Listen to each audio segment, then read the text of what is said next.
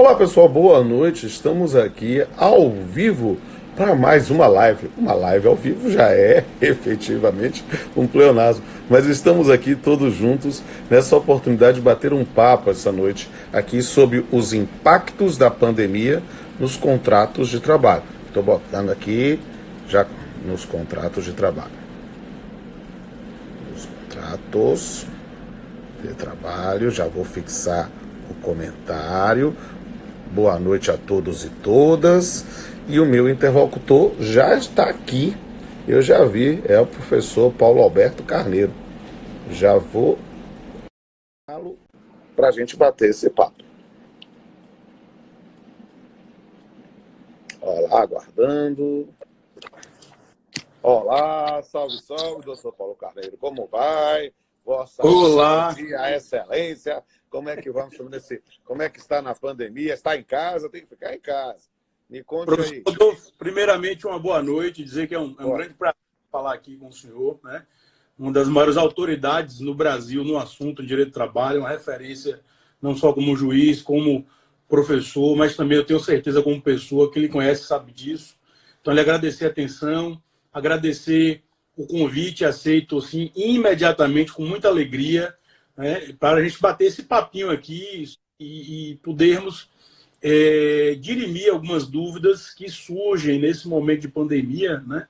Os alunos entopem, né, todo mundo de perguntas, os próprios colegas, no âmbito da subseção Camaçari, eu vejo nos debates dos grupos de WhatsApp, os advogados com muitas dúvidas, né, uma série de questionamentos, então é um momento importante para que nós possamos, óbvio, com quem melhor entende do assunto, esclarecer isso.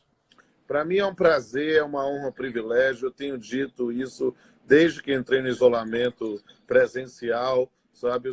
Eu acredito isso como uma máxima ideológica da minha vida, né? Quem não vive para servir, não serve para viver. E eu tenho, na medida do possível, sempre estado disponível para todas as pessoas no país todo. Já fiz lives até fora do país, justamente nesse momento de esclarecer a situação. Nós estamos vivendo um momento absolutamente inédito na história da cidade, do estado, do país, do mundo, né? Nós estamos no Brasil, né, entrando aí num pico de mortes, né, de contágio, e hoje, digamos assim, estamos combatendo um inimigo silencioso e invisível, mas que afetava, na verdade, pessoas distantes, que a gente ouvia falar, e hoje não. Hoje todos nós conhecemos alguém das nossas relações que já está contaminado, temos algumas pessoas que estão com sintomas leves, sintomas pesados, e infelizmente já conhecemos pessoas também que vieram a óbito. Então, é preciso entender que nesse momento peculiar, né, em que nada do que foi será de novo do jeito que já foi um dia, nós precisamos juntos construir uma nova realidade, uma nova normalidade e explicar para as pessoas como é que ficam essas situações. Eu tenho feito lives tanto no campo do direito do trabalho como do direito civil, as minhas áreas maiores de atuação, em outros campos que eu sempre nunca recuso um bom papo com quem quer que seja, né? Eu só preciso sempre organizar a agenda, porque realmente eu tenho um anjo da guarda que é Martinha, minha assistente, e Martinha fica doida. Ela estava outro dia aqui, tendo mas chefe, tem mais de 40 pedidos de live. Eu disse, aceite, organize, a gente vai fazer isso, cada um a seu tempo. Eu não quero prestigiar todo mundo. Eu acho que o acesso ao conhecimento é algo que deve ser sempre distribuído democraticamente, e eu faço isso com o maior prazer. É só uma questão de organizar, porque agora já estou voltando também para fazer as audiências virtuais. Então, hoje eu passei a tarde no treinamento, né, do TRT, e quero também ver como é que eu vou fazer isso, até para treinar com as partes, sabe? Eu acho que vou querer, antes mesmo de fazer a audiência, fazer algumas simulações na própria vara mesmo, com quem quiser, para saber. Acho que é uma forma interessante de servir a comunidade, né? Porque a gente tem que ter o único direito verdadeiramente inalienável, que é o direito à esperança. Esperança de que isso vai mudar. Esperar que a gente vai depois viver um novo grau de normalidade, uma nova forma de atuar presencialmente. Mas, enquanto isso, nós temos que ver quais são os efeitos disso nas relações jurídicas como um todo, em especial nas relações de trabalho. E, por isso, Estou à sua disposição, meu amigo, para bater esse papo essa noite. Você manda, você é o comandante. Eu estou aqui de interlocutor privilegiado. Professor, uma das grandes dúvidas que os colegas e os estudantes têm muito, né, é com relação às MPs, a 927 e a 936, né, que elas permitiram algumas alterações nos contratos de trabalho e sem a participação dos sindicatos, né, em alguns pontos. E aí a gente vê muitos colegas perguntando, muitos acadêmicos perguntando, né, isso pode representar algum enfraquecimento da categoria? Ó, se você me permite, eu vou fazer uma espécie de um panorama da legislação para responder essa pergunta. Na verdade, a gente precisa, tal qual Jack Stripador, vamos por partes, compreender bem essa questão. Por quê? Porque, na verdade, esta é uma ópera com vários atos. A gente precisa compreender que o direito do trabalho e a disciplina jurídica das relações de trabalho, seja direito material, direito processual, estava meio em desuso, estava meio fora de moda, estava, para usar uma expressão bem fora de moda, estava démodé, né? As pessoas não estavam querendo valorizar tanto o direito do trabalho, desde a reforma trabalhista, dizendo, até eu via isso nos cursos preparatórios para concurso, via isso nos preparatórios para o exame da ordem, até mesmo na pós-graduação, às vezes a gente via algum tipo de repercussão. E o fato é que a pandemia, para o direito do trabalho, para a disciplina jurídica das relações de trabalho, gerou uma guinada. Para usar uma expressão, você que é jovem, meu amigo, um cavalo de pau, né? 180 graus. Por quê? Porque, de fato, nós estávamos meio escanteados no prestígio e, de repente, desde o primeiro diploma normativo que trata sobre a pandemia, que foi a Lei 13.979, né? Só aquele dispositivo que dizia que a ausência ao serviço em função de isolamento, quarentena, o que quer que seja, era uma falta que não era considerada uma falta justificada, só aquilo já fez trazer à baila uma discussão do direito do trabalho para explicar a diferença de suspensão e interrupção, até quando o empregador paga, até quando o INSS paga. E depois, aí a gente passou a viver, e nesse contexto entra a sua pergunta, uma verdadeira pandemia de NPs. Por quê? Porque antes de vivermos essa pandemia, essa eclosão, o que aconteceu, doutor Paulo? Nós, na verdade, eu estou na área trabalhista há muitos anos. Eu entrei na Justiça do Trabalho em 1992, como juiz em 95. Então, eu estou há 28 anos na Justiça do Trabalho. Então, é mais do que a idade de muitos dos nossos ouvintes nesse momento. E o que é importante dizer?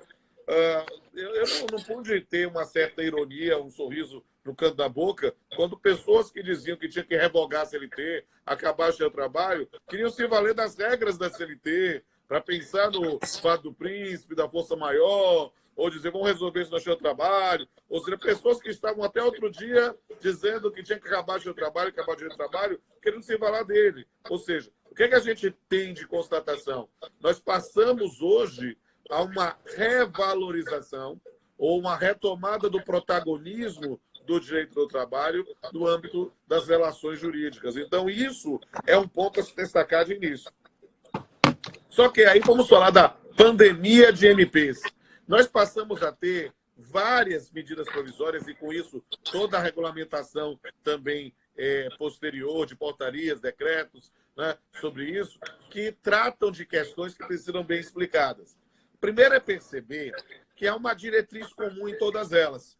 E aí eu tenho que dizer a importância do direito do trabalho, que a diretriz comum de todas, independentemente de posicionamento político de quem quer que seja, eu digo assim, eu não tenho nenhum tipo de restrição nesse momento em que as pessoas estão, às vezes, apelando para discursos autoritários, e cada vez mais temos que trazer um reforço democrático, e na academia isso significa ouvir todo mundo, exortar a dialética. Eu repito com frequência, eu não sou nem mortadela nem coxinha, o que eu não sou é pamonha, entende? A gente precisa explicar efetivamente o que está acontecendo.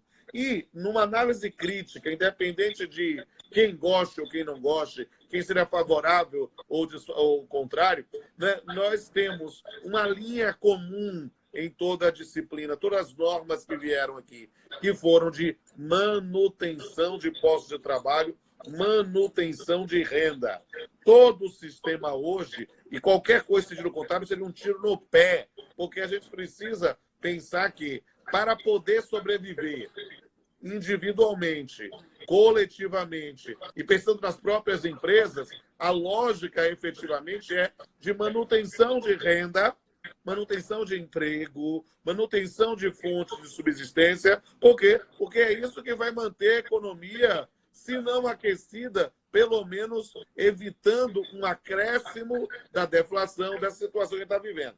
E aí o que acontece? Dentro dessa linha, como é que veio a MP 927?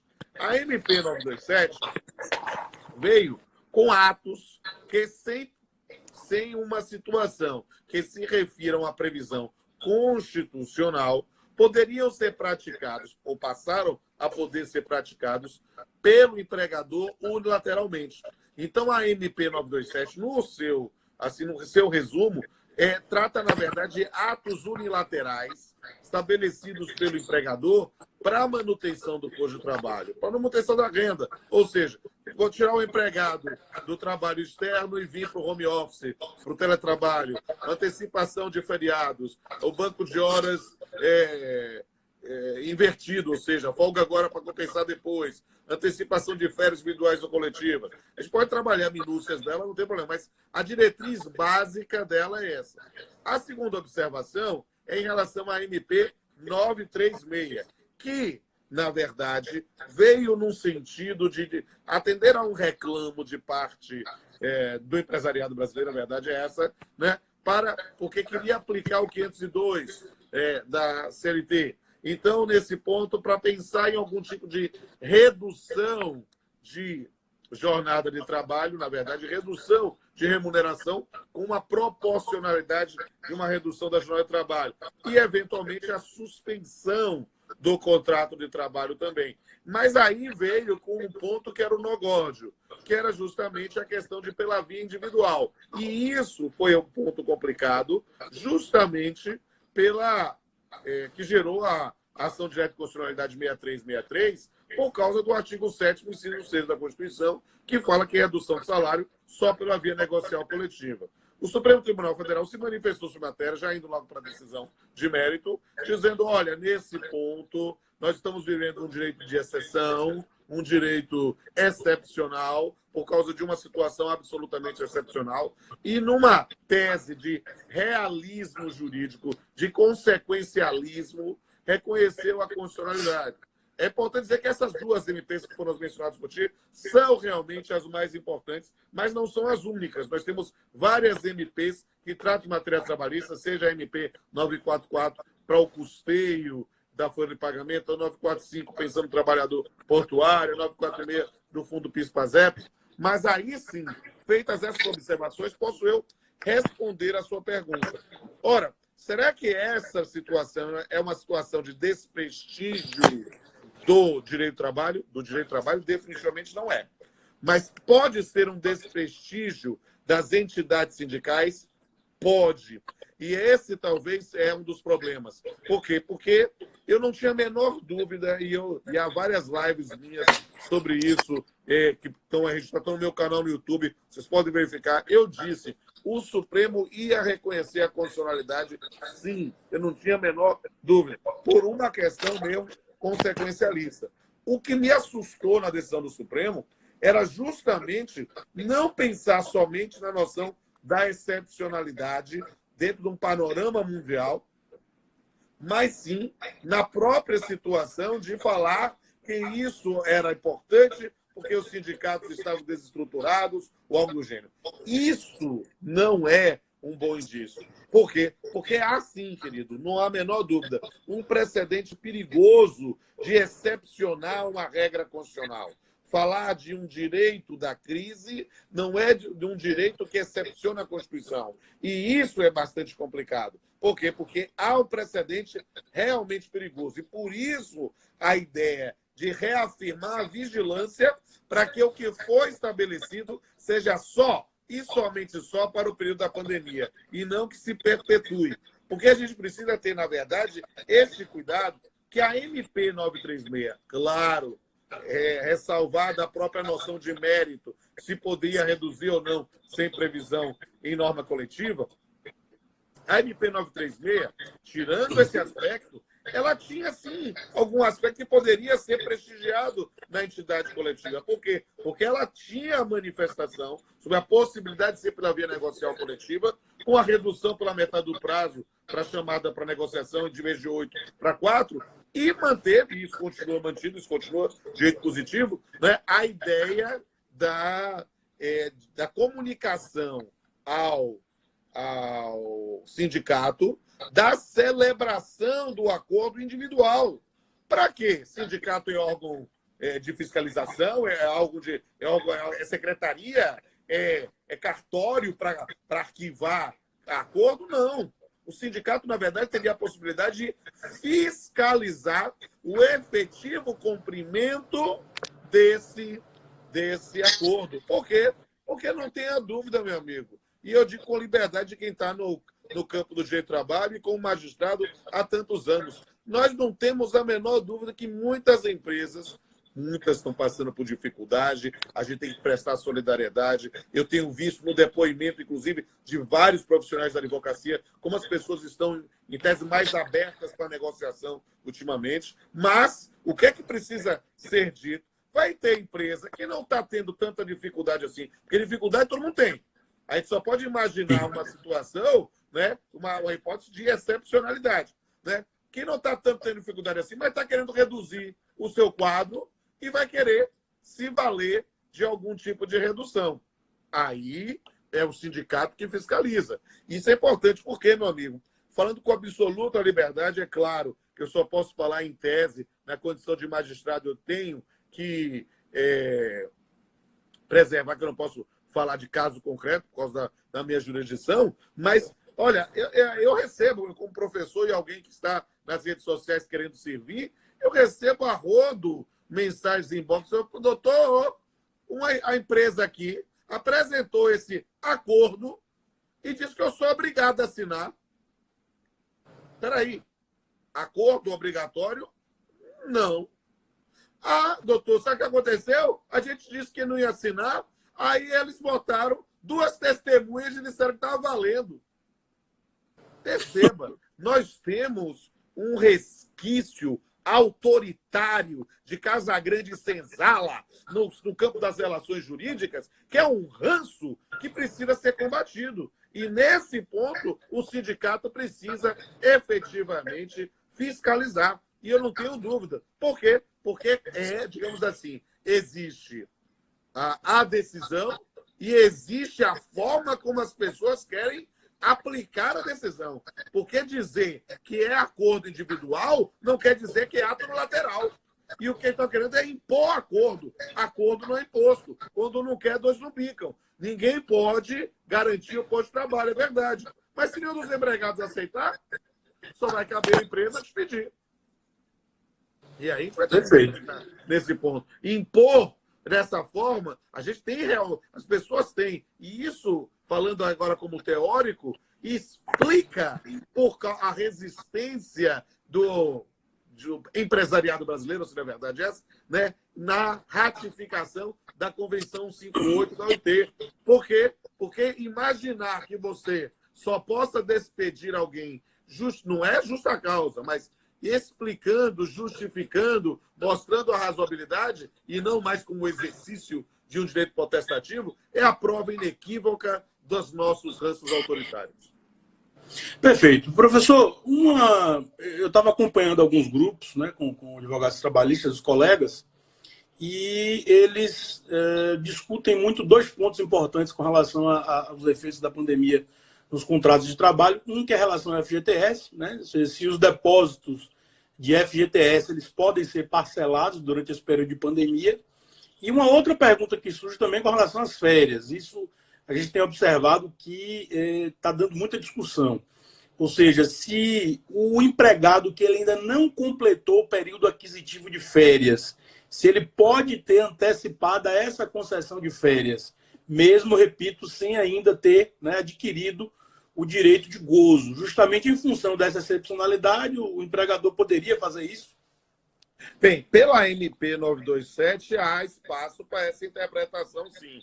E eu não tenho dúvida que, imaginando que é uma ideia de manutenção do posto de trabalho, com a preservação da renda. E perceba que o Brasil é um dos poucos países que tem essa circunstância estranha, que quando o indivíduo está de férias, ele ganha mais do que se estivesse trabalhando, né? Então, perceba, nessa circunstância, o indivíduo vai ter recebido este valor. O problema talvez seja os efeitos, o juízo de conveniência nisso no curso do contrato de trabalho. Por quê? Porque se o indivíduo antecipar agora, não somente um, mas 2, 3, 4 períodos de férias, o empregado quer dizer que vai continuar no retorno ao posto de trabalho, trabalhando sem o repouso anual durante a quantidade de anos que houve antecipação de férias, o que pode ser algo lesivo à sua própria saúde física e mental. Então, do ponto de vista jurídico, é possível, sim,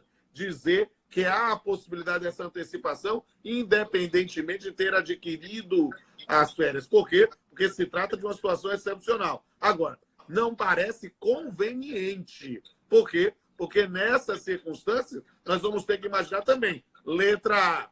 O indivíduo pode, nessa circunstância, não ter o gozo das férias. Pode, nesse ponto, nessa circunstância, pedir demissão, ser despedido, fazer. E aí a gente tem que ir lá imaginar. Quero mandar um beijo aqui para a doutora Aline Coseza, que está nos assistindo aqui, mandou uns coraçõezinhos. E o FGTS, o parcelamento? O parcelamento de FGTS, perceba, no que diz respeito aos depósitos mês a mês, a Caixa Econômica é sensível a esse tipo de negociação. Agora, dizer que eu posso, pela via individual, fazer um fracionamento do FGTS não me parece razoável. Aí eu sou absolutamente resistente a isso. Por quê? Por causa dessas circunstâncias. Deixa eu mandar um abraço aqui para o meu parceiro, meu grande amigo aqui, Joelson Paixão também, que está aqui assistindo a live. Então, aí, pensando pela Caixa Econômica em relação a um passivo já existente, é algo que se tem tolerado. Agora, perceba, parcelamento de depósitos que já deveriam ter sido feitos era algo que era possível na Caixa justamente como uma forma de evitar a cobrança judicial. Mas perceba que o indivíduo vai e tem a extinção do contrato de trabalho. É devido imediatamente. Ou seja, o parcelamento é para situações de um passivo em que ainda não há disponibilidade do valor. Mas isso, eu como juiz já decidia a rodo isso. Em diversas empresas que faziam parcelamento, aí o cara era despedido. Eu estou fazendo parcelamento. Não interessa, você está despedindo. Você está parcelando o do pessoal que ainda não tá despedido, mas agora é uma forma de garantia. Não me parece razoável fazer esse tipo de parcelamento. Salvo, obviamente, pelo acordo extrajudicial, homologado judicialmente, pensando na decisão. Aí sim, no pagamento direto. Mas diretamente para a Caixa, não. Certo. Uma pergunta específica, né? Alguns colegas centraram muito nessa pergunta, que é o seguinte: o motivo de força maior, conceituado no 501 da CLT, e que foi respaldado seu uso pela MP 927, ele pode ser aplicado livremente nas decisões trabalhistas ocorridas durante esse período da pandemia? Eu não ouvi o começo da pergunta. Tá. Eu digo assim, o motivo de força maior... Força maior, sim. Conceituado no 501 da CLT, que foi respaldado seu uso pela MP 927, ele pode ser aplicado livremente nas decisões ocorridas durante a pandemia? Aí a gente precisa entender. Aplicar livremente é uma palavra que é uma armadilha, né? Se fosse uma questão de prova, eu digo, nunca marque uma questão que diz que pode dizer aplicado livremente. Por quê, queridos? Porque, na verdade, extinção com base em força maior é possível no nosso ordenamento? Sim, é possível. Agora, não quer dizer que toda rescisão que ocorra no período da pandemia decorra de força maior. Por quê? Porque nessa circunstância tem que verificar, a empresa parou?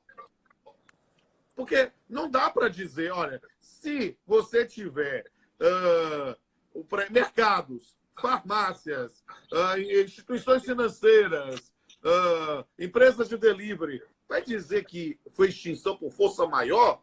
Peraí, rapaz. Aí, na expressão baiana aqui, é forçar demais a amizade. Não dá para acertar isso de jeito nenhum. Então, é claro que não é livremente. É preciso verificar que houve efetivamente um encerramento da atividade, ou seja, temporária ou definitiva. É preciso verificar essas circunstâncias. E aí, fazer, neste caso concreto, a rescisão. O problema, meu querido Paulo, é que ao 502, 503 da CLT, o 502 especificamente que fala da rescisão, ele é um dispositivo que remonta ainda à indenização de antiguidade da CLT originária. E aí, amigo, poxa, isso dá uma confusão danada, até na doutrina. Por quê? Porque a previsão lá específica é pagar pela metade a indenização. Pagar pela metade hoje, o quê? Pagar pela metade só o FGTS? Pagar pela metade só o FGTS e o aviso prévio? Pagar pela metade só todas as verbas decisórias? Pagar pela metade o FGTS somente e não precisar pagar aviso prévio porque foi só maior? Há uma confusão nesse ponto, sabe? Por quê? Porque a previsão precisava ser atualizada e não foi. A previsão especificamente lá do 502 é de pagar metade da indenização a que teria direito na rescisão. A lógica, que ninguém nega, é o FGTS, sim, de 40% fica 20%. Ótimo.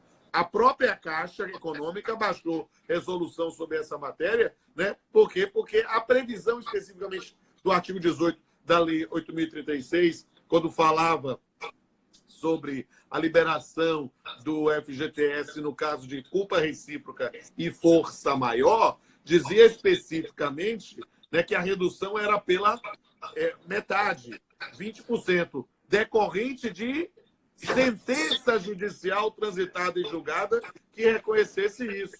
E isso, naturalmente, é para uma hipótese que não seja pública, notória como essa. Então, o que acontece? Se o empregador reconhece que que é por força maior, expede lá a rescisão, o FGTS deposita os 20%, vai ficar esperando sentença do seu trabalho para liberar? Não, isso não é razoável. O Ministério Público do Trabalho fez recomendação nesse sentido e a Caixa Econômica baixou portaria circular, né, para poder liberar nessas circunstâncias. Mas é algo que era realmente muito complicado, né?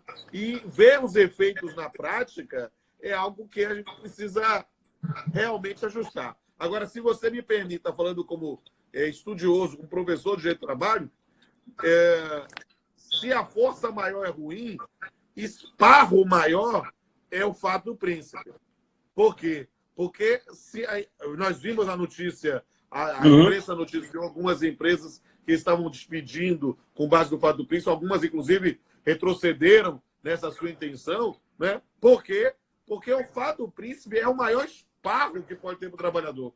Porque a empresa não pagaria nada, o empregado ia ter que ir para o seu trabalho, o empregador ia apresentar a defesa com base no fato do príncipe, trazer para o polo passivo da demanda a entidade pública na qual ele se fundamenta para pensar nessa rescisão, o juiz ia ter que decidir se houve o fato do príncipe mesmo, e aí fazer um desmembramento. Condenava a empresa no que ele não acha que decorre do fato do príncipe e no que decorre do fato do príncipe, desmembrar o processo e remeter para a justiça comum, para lá processar, numa ideia de responsabilidade civil do Estado. Então, isso... E já pensou, há municípios aqui na Bahia que a requisição de pequeno valor está limitada a meio salário mínimo, a um salário mínimo. Ou seja, se confirma isso, o cara vai ter que receber a rescisão por precatório.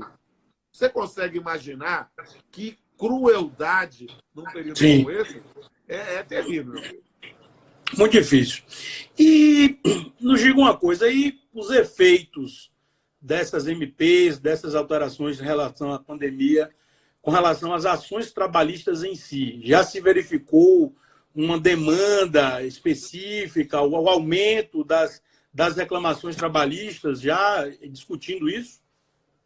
Olha, o que a gente tem visto desde já nós temos, nesse primeiro momento, digamos assim, uma quantidade bastante substancial de pronunciamentos em processos já ajuizados, em que se discute a aplicação da teoria da imprevisão em relação a acordos celebrados antes da pandemia. E os juízes estão sendo chamados a decidir. Cada juiz tem seu entendimento, não tem ainda uma diretriz do Tribunal Superior. Eu posso dizer o meu, mas aí é uma questão que a gente precisa realmente entender que há peculiaridades, nada nos é pertencente senão o nosso pensamento, mas essa já é uma realidade. Eu fiz outro dia uma live com os meus amigos, Antônio Lapa, que é advogado, mas Zé Cairo Júnior e Fabiano Veiga, fiz uma no meu YouTube, né? E a gente fez uma discussão sobre as novas ações que podem surgir. Na verdade, muitas ações que vão à justiça já estão começando a ser utilizadas, né? Que a gente não tenha dúvida nesse ponto, né? Justamente sobre essas questões das rescisões. Eu não tenho a menor dúvida que muitas dessas, principalmente para as empresas que fecharem, efetivamente fecharem, e aí o cara não tiver de levar para a justiça, e isso vai ter que ser discutido lá. Agora, há outras questões, e que aí eu, se você me permite, dar uma de mãe de Ná e fazer exercício de dom de profecia que eu não tenho, né? Eu posso lhe dizer, especificamente, acho que vamos ter algumas questões, pensando em questões mais complexas, não somente da discussão da rescisão, do motivo da rescisão, eu acho que a gente vai ter muita discussão sobre teletrabalho. Por quê? Porque a MP 927, né, não somente admitiu esta hipótese de colocar a pessoa que estava no trabalho na empresa para trabalhar agora em home office, em teletrabalho, só que ela abriu espaço, e a MP 936 traz também isso, e a portaria que regulamentou o benefício emergencial também, de haver uma redução, é isso mesmo que eu estou dizendo, redução de salário com redução proporcional, não é de jornada, mas de atividade do teletrabalhador. Meu amigo Paulo, dê seu testemunho como advogado. Nós estamos hoje em isolamento, lutando por isso, e a gente tem trabalhado muito mais do que trabalhava anteriormente, porque anteriormente ainda tinha o trânsito, o deslocamento, o encontro, o cafezinho. Não, agora, em linguagem baiana, agora é um papo entre baianos, então pode dizer mesmo, né? É no pau puro, velho. A gente está sentando o tempo todo fazendo. Então, há um campo de produção e de exigibilidade que o indivíduo está em casa, misturando, e pior, me permita falar um pouco sobre saúde do trabalho, né? Muito pior ainda com as mulheres, porque a famosa dupla ou tripla jornada feminina se tornou simultânea. Então, ela trabalha no computador e tem que cuidar dos meninos da casa, do homeschooling. E isso, na verdade, é possível que nós tenhamos discussão sobre efeitos para a saúde do trabalhador, do ponto de vista psicológico mesmo, né? Então, a gente vai ter alguma confusão. Se me permita sugerir este campo em que a gente vai ter estudos e ações, eu acho que é importante. Eu não tenho dúvida. O senhor falou uma coisa aí bem interessante. Realmente, esse período de pandemia, nós temos trabalhado o dobro. E em algumas situações, eu tenho até o triplo. Eu tenho dia de eu sentar às 6h30, 7 horas da manhã na frente do computador e saio meia-noite, 1h da manhã. Nós estamos praticamente full time, né? E devido a essa nova realidade, você acaba sendo muito mais exigido. Então, você fica praticamente o dia todo no computador, no telefone, no WhatsApp, respondendo as demandas de trabalho. Realmente, essa questão da pandemia, ela colocou novas realidades que, volto a afirmar, vão gerar, como o senhor bem disse, inúmeros conflitos do ponto de vista trabalhista, né? E, óbvio, essa questão da saúde do trabalhador. Realmente, nós passamos a perceber, nós que somos professores, nós, inclusive, já avaliamos, eu conversei com vários colegas sobre isso, e eles têm dito que o nível de desgaste de uma aula, né, gravada, ao vivo, que nós fazemos, ela é muito maior, né, ao final do que a sala de aula em si. E isso realmente vai provocar, durante um tempo, alguns impactos, talvez, do ponto de vista de saúde do trabalhador. E, óbvio, o direito do trabalho volta a ser protagonista, né? Como o senhor bem disse no início, se falava muito, né, 2 anos atrás, sobre o fim do Justiça do Trabalho, o fim do direito do trabalho, a Justiça do Trabalho ser agregada à Justiça Federal, e realmente essa nova realidade veio nos mostrar a importância da Justiça do Trabalho, como ela precisa ser repensada e a nova atuação que ela vai ter, de óbvio, de grande protagonismo. Verdade. Eu não tenho a menor dúvida disso. E tenho que dizer que a gente vai aprender. Eu tenho dito para as pessoas, eu tento dizer, claro, sem deixar a perspectiva crítica, tentar fazer do limão uma limonada ou, quem sabe, uma caipirinha, né? Para tentar tirar lições dessa pandemia. A gente vai ter que construir um novo conceito de normalidade e, na verdade, a gente vai imaginar que há experiências da pandemia que vão durar para o pós-pandemia.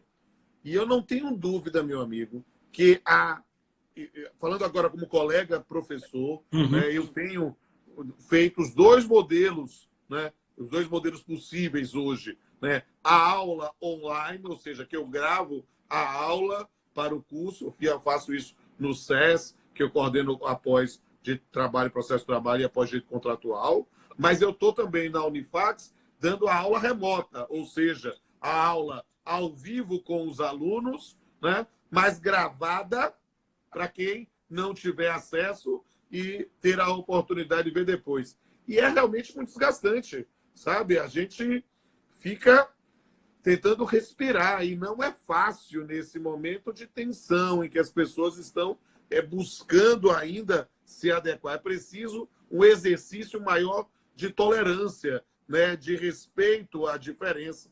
E é algo que a gente tem visto pouco a pouco. Eu tenho... aí o que eu posso dizer também?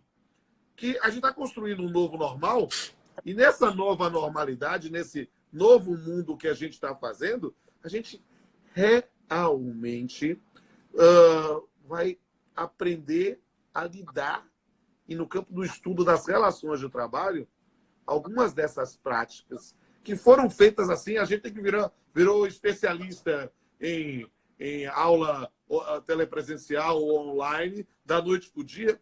Algumas dessas práticas vão sobreviver no pós-pandemia.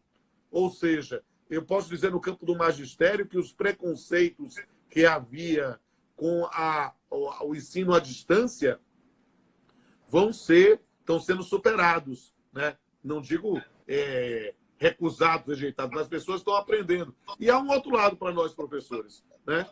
Principalmente aí pensando nos professores de ensino fundamental, né?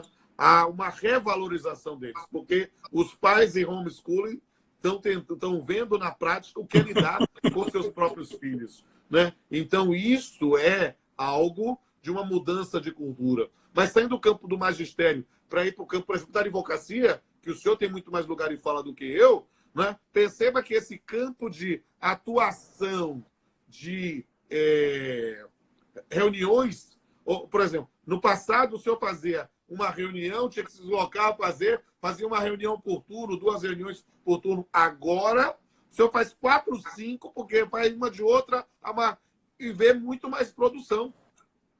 Então, e perceba, clientes que tinham que se deslocar, agora o senhor faz a própria reunião no Zoom, no Google Office, no Google Meeting, às vezes no Instagram mesmo, no WhatsApp. Né? Então, a gente está construindo uma nova forma de relação. Então, por exemplo, hoje eu tive no meu treinamento sobre as audiências virtuais, né? E aí a gente precisa realmente se adaptar a esse novo modelo para que os processos possam dar vazão. Eu acho que tem que ser feito como o CNJ recomenda, como um negócio jurídico processual, ou seja, desde que todas as partes possam, não é uma busca de acesso à justiça, nunca de negativa da prestação jurisdicional, né? Ou seja, todos nós trabalhamos juntos. Mas o que é importante mencionar? Que alguns colegas já pensam, olha, depois do pós-pandemia, quando voltar às audiências presenciais, talvez fazer audiências nesse modelo possa ser muito mais fácil para ter acesso à jurisdição, né? Ou seja, a testemunha que está lá longe. Vamos pensar nessa forma, vamos tentar ver algum outro caminho, algum outro mecanismo, uma tentativa de conciliação. Para que ter que esperar a pauta? Vamos marcar a audiência logo semana que vem, presencial, online, a gente pode fazer isso. Então, são campos de práticas que nós estamos descobrindo nesse novo universo. Sim, com certeza. Eu havia dito semana passada, conversando com alguns colegas, justamente sobre essa situação que a pandemia ela acabou antecipando uma coisa que, óbvio, nós sabíamos que iria acontecer no âmbito do judiciário, né, que é justamente as audiências virtuais, simultâneas. Eu acho que isso tem um ponto muito positivo. Você falou isso, sexta-feira eu fiz uma reunião com o cliente pelo Teams, né? Marquei, mandei o link para ele, ele acessou e nós conversamos, né? Por meia hora, pudemos tratar de diversos assuntos. Então, eu acho que a pandemia veio adiantar esse processo, que eu acho que aconteceria a qualquer momento, né? E um outro ponto importante é que ela mostrou as alternativas com que esses meios de comunicação novos eles podem ser utilizados. Eu vou lhe dar um exemplo. Na Unime, por exemplo, nós já estamos estudando o projeto de implantarmos uma parte dos atendimentos do NPJ pela via remota, pela via virtual. Principalmente no caso daqueles assistidos muito pobres, porque realmente nós temos casos de pessoas, acredite que eles não têm condições nenhuma, né, de pagar sequer o transporte de ir e voltar pior. Então, nós, com a responsabilidade social que temos estudado isso e, na verdade, nesse momento, nós começamos a implementar já o Núcleo de Prática Jurídica Remoto.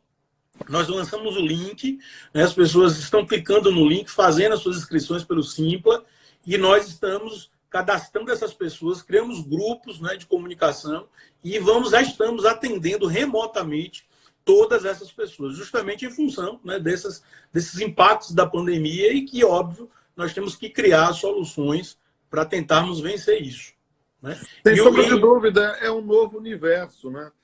Para usar uma expressão que eu tenho usado em algumas lives, as pessoas perguntam, quando vamos voltar ao normal? Aí eu digo, nós não vamos voltar ao normal, porque o normal é o passado.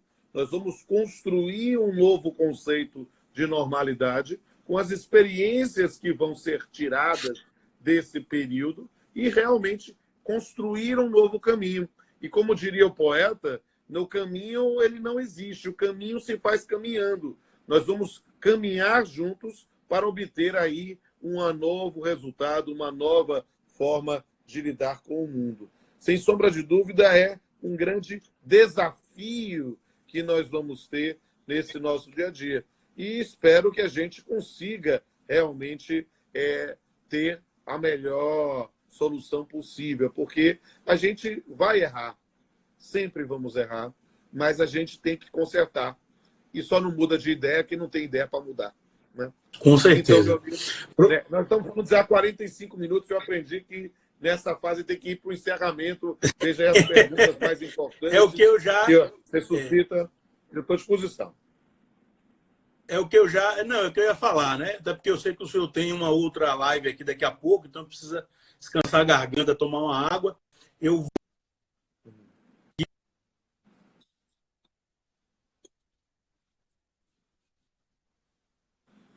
que é justamente de levar um pouco mais de conhecimento para os alunos, com novos temas. A nossa coordenadora Lisa Lavassolé, que acabou de mandar abraços aí, um forte abraço. Quero mandar um abraço aí para todo mundo que está nos assistindo, para todos e todas, em especial a doutora coordenadora aí, que eu também não enxergo direito aqui. Lísla. Professora Iracema também, nossa coordenadora acadêmica, um forte abraço, todos os nossos alunos. Nos dá apoio nas nossas ações. Lhe agradecer muito, tenho certeza que foi uma live muito esclarecedora, principalmente para mim, né, que sou um penalista, né, estou aqui justamente buscando fazer essa interdisciplinariedade, né, então foi muito esclarecedor e eu agradeço novamente, né, até a próxima. E eu quero aí dizer a todo mundo, quero mandar um abraço para todos os amigos e amigas da Unime e para todos os colegas e colegas da advocacia, da magistratura, do magistério, alunos, estudantes, profissionais que estão aqui participando. Para mim é um prazer, um privilégio poder nos valer da internet para construir junto conhecimento, compartilhar. Para mim é sempre uma ótima oportunidade. Quero dizer para todo mundo, o pessoal está perguntando, vou deixar a live salva, não se preocupem. Vou fazer o download da live no meu canal no YouTube. Estou dizendo para vocês, na medida possível, me sigam aí o professor Paulo Alberto Carneiro no Instagram. Me sigam também R. Pamplona Filho e meus 2 canais no YouTube, canal Pamplona e canal Papeando com Pamplona. Se alguém tiver alguma dificuldade em localizar os canais no YouTube, me manda uma mensagem em box, sou eu mesmo que respondo, eu mando para vocês o link. Será um prazer. E quero mandar, estou vendo agora, enxerguei aqui, um abraço para o pessoal de Teixeira de Freitas, no extremo sul da Bahia. Foi a primeira cidade onde eu fui juiz titular, no já distante ano de 2003. Né? Eu sou juiz desde 95, fui 7 anos e meio juiz substituto. Depois, quando fui titularizado, comecei em Teixeira de Freitas, uma cidade que me acolheu no coração, me tornou cidadão e que eu sempre eu digo assim, é longe, é muito longe. Demora 14 horas de ônibus para ir para lá, mas eu vou sempre alegre, feliz, porque eu sou muito bem tratado. Né? Um juiz, quando sai de uma cidade, ele pode deixar 2 coisas, ou saudade ou alívio. Eu acho que deixei saudade e para mim é um prazer rever. Toda vez que eu encontro alguém em Teixeira de Freitas, eu gosto de mandar um abraço, porque foi uma cidade que eu tive gosto realmente de atuar na atividade jurisdicional lá. Foi realmente uma experiência. Nas 3 cidades do interior que eu tirei, Teixeira de Freitas, Eunápolis e Ilhéus, todas moram no meu coração. Doutor Paulo, então, nesse momento, nós vamos encerrar. Então, dou a palavra para o senhor para fazer suas considerações finais, se tiver mais alguma, senão a gente se encontra numa próxima oportunidade. É isso, professor. Só lhe agradecer e mandar um forte abraço também a todos os meus amigos, colegas advogados, em especial da subseção Camaçari, né, onde nós estamos presidindo, toda a minha diretoria, que nos dá muito apoio. Muito obrigado a todos. Um forte abraço. Fiquem com Deus. Professora Sandra Teles ali, um forte abraço, que eu vi que passou também, alguns alunos ali. Um abraço a todos. E até a próxima. Muito obrigado, viu? E até a próxima. Estou à disposição dentro dessa máxima de Gandhi. Quem não vive para servir, não serve para viver. E nós vamos servir através dessas lives. Um abraço, meu querido. Deus abençoe. Perfeito. Fique com Deus.